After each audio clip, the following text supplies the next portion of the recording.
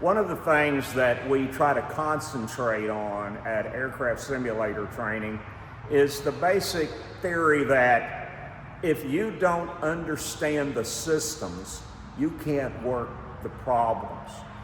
We see a lot of pilots coming out of single engine airplanes and they're moving up.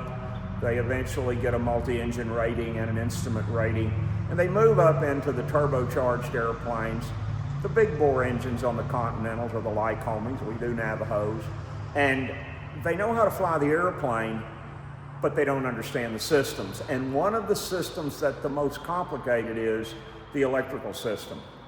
We have a lot of airline pilots, either they buy their first 421C or 340 or 414, 414A, or they're retired and they're buying a 340 or a 421C. And they come to us with a little apprehension on these airplanes because they don't understand the basics of, say, the electrical system. We spend a minimum of 5 hours teaching the electrical system. And sometimes I've taught electrical till 4:30 in the afternoon, starting at 10 o'clock in the morning. Why? Because we get a lot of questions.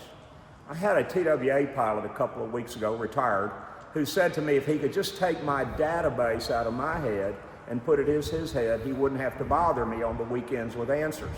He asked a lot of questions. He wanted to know his 340 backwards and forwards because he was having a lot of maintenance problems. So we spent time on the electrical system and we explained it in detail.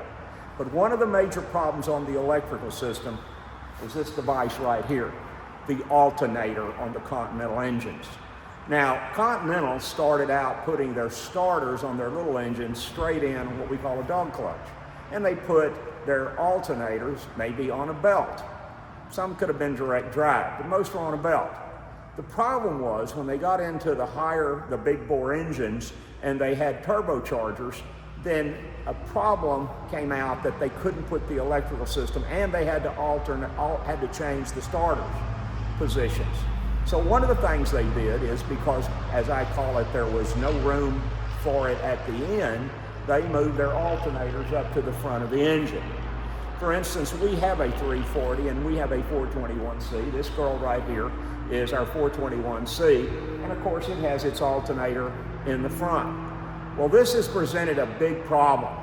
People don't understand that this alternator on the front of these big bore Continental engines is a walking time bomb. We've seen it because this young lady had one of those problems. When we bought this airplane, and by the way, I usually buy very inexpensive airplanes and rebuild them, that way I know what I'm getting. Going through the logbooks, we saw that the left engine had to be overhauled because of an alternator failure. Now, there was a recent forum where this person had an alternator failure in a turbocharged twin Cessna and it destroyed the engine, but evidently she had never been taught that the saying goes like this: alternator light, oil pressure for 30 minutes. And we actually have a sign in one of our training rooms to that. Well, that person evidently had a clutch failure on the alternator and she lost an engine. We have them walking in the door all the time. We've seen them as low as 30-hour brand new Ram engines that have had an alternator problem and destroyed the engine. Well, so has our little 421C. She had that problem. So she ended up having to get another engine, or in this case, an overhauled engine. This is a problem that's going to be out there that if you don't understand how the system works, when the problem hits, you can't solve it. And we teach the specifics of what you have to go through to watch for this problem. By the way, this is what I call an instantaneous situation.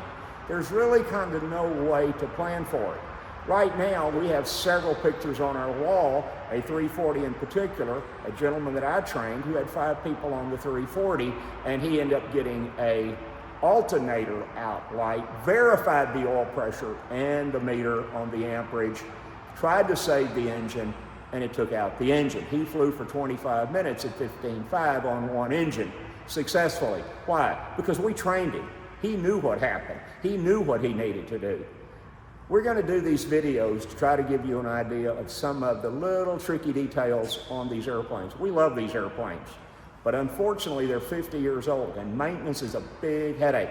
We've lost all our gray-haired mechanics, and there's very few prima donnas out there who've been working since Cessna shut down roughly on the twin Cessnas in 1984.